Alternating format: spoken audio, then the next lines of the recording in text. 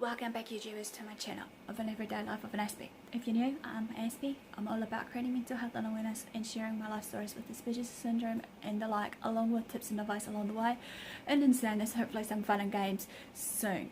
So if you're into any of these, feel free to smash the subscribe button on the bottom right hand corner to join me on the bandwagon to show your support. As well as saying this, if you do show your support today, feel free to turn on the notification bell so you don't miss any future videos and future updates like these and more.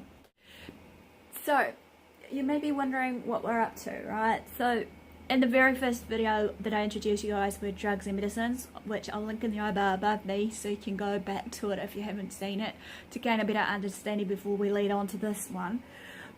So, obviously, as a recap, I mentioned there were 7 drug types, and that they were categorized based upon their effects upon the users that are usually using or even abusing. There is a differentiation between, substance abuse versus drug abuse versus also just drug dependency, which I hopefully will clarify the definition so it does avoid the confusion if you need it, or if not then we'll just further on get into this.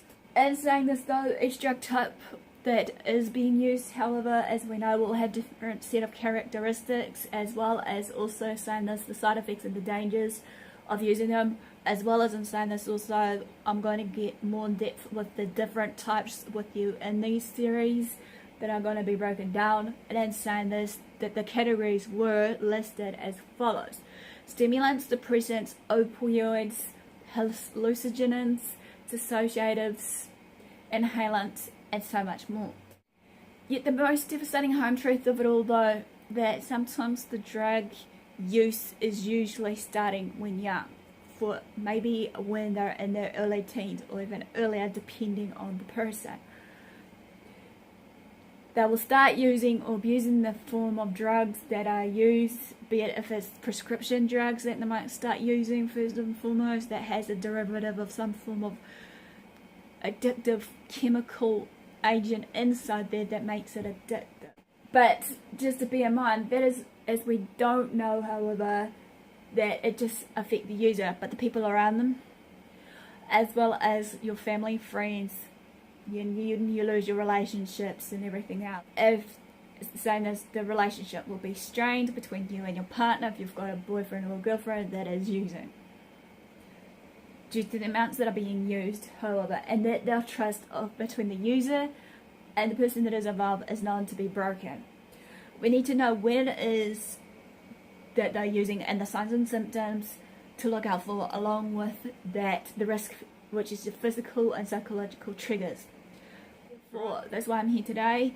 So the effects of a drug and how long they'll last will depend on a number of factors, and they are the type and strength of drugs that you're using, how the drug has been made, so the substance manufactured in homelands may contain bacteria, dangerous chemicals, hearsay, and other unsafe substances, and it has an unknown strength. Even one dose can overdose that leads to brain damage or death. Then you've got the physical characteristics of yourself, which includes the height, weight, your age, your body fat and metabolism, the amount of dose you take per day or what have you, how often and for how long have you been using the drug. So have you got a medical history of people also that are drug addicts, or has been,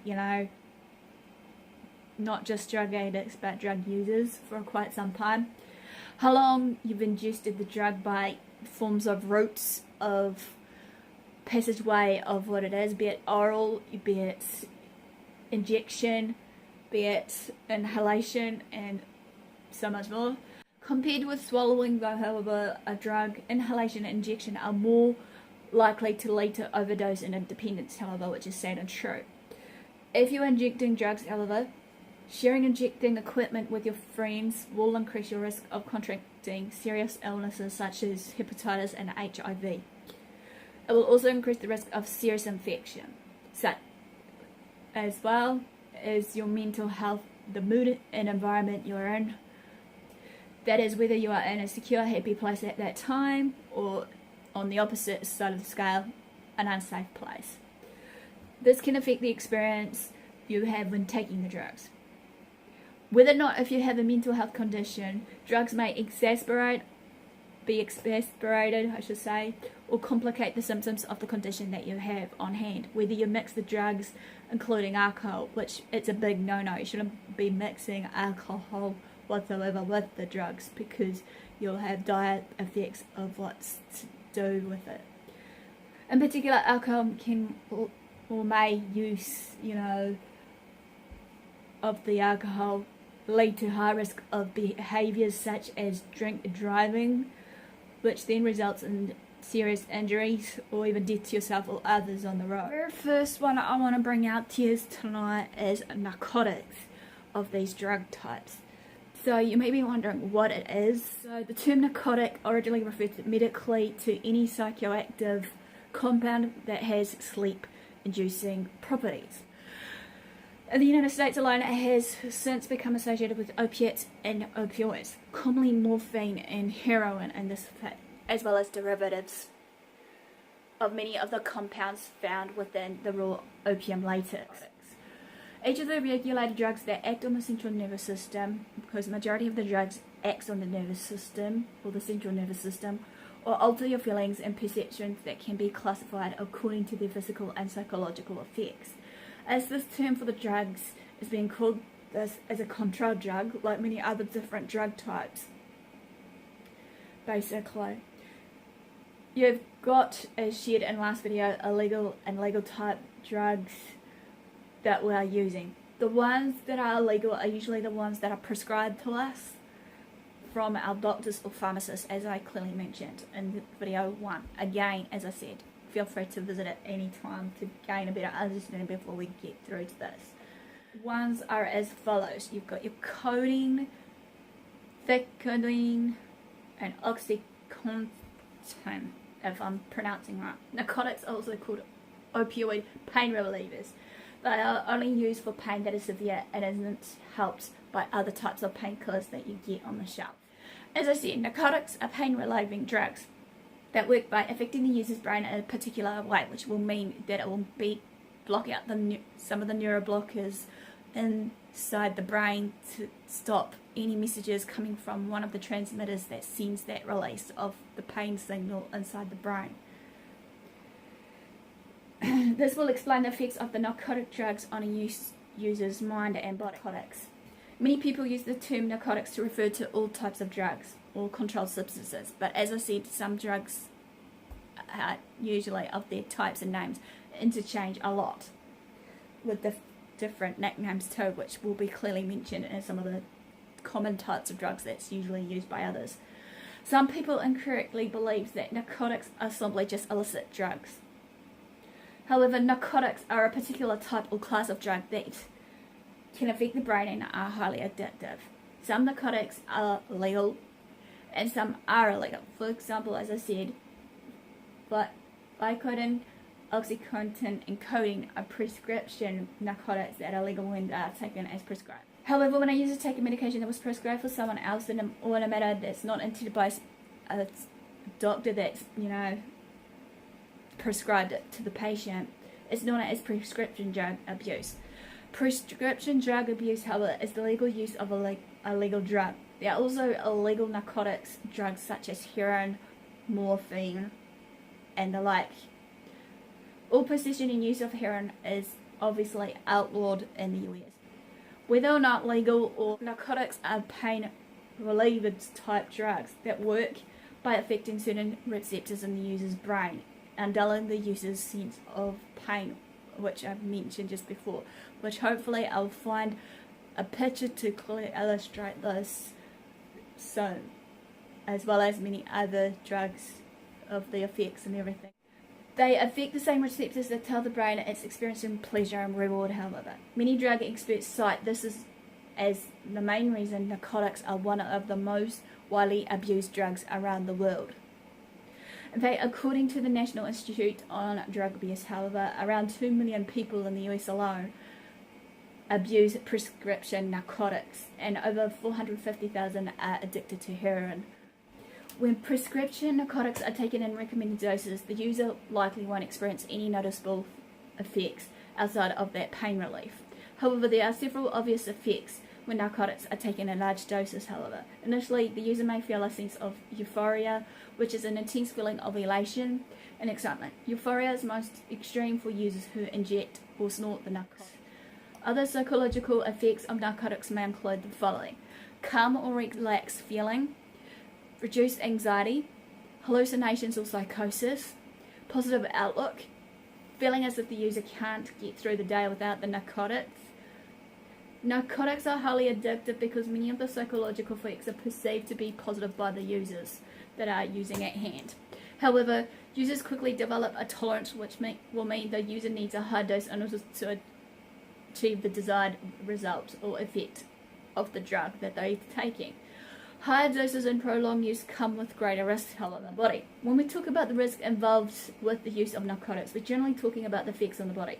Narcotic drugs have several different effects on the body for the user, which will include sedation or drowsiness, slowed movement, delayed reactions, lack of coordination, nausea, vomiting, constipation, reduced appetite, stomach and other stomach ailments, reduced pain, constricted pupils, itchiness of skin or other skin irritations, dry mouth, dehydration, difficulty breathing or shallow breathing, reduced heart rate, brain disorders or brain damage from extended use,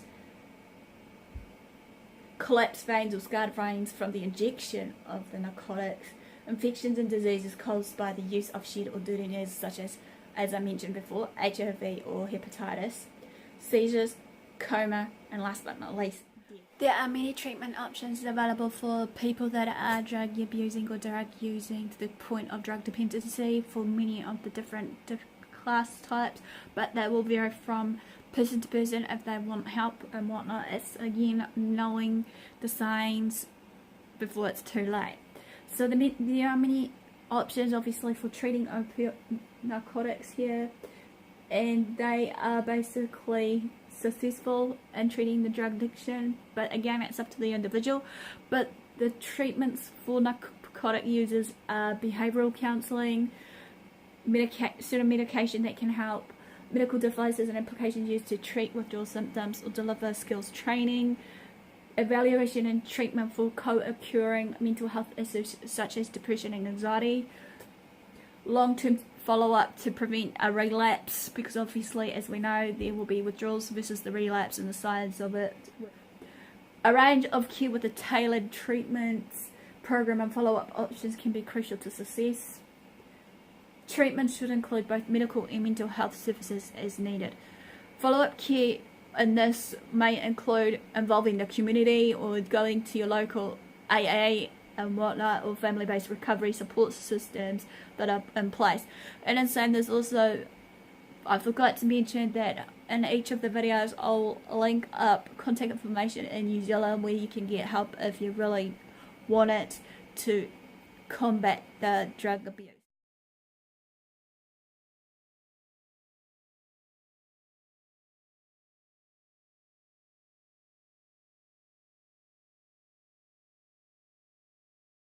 So this quickly ends a real short video based on the drug section of narcotics. Hope you like this. Smash the like. Feel free to comment below.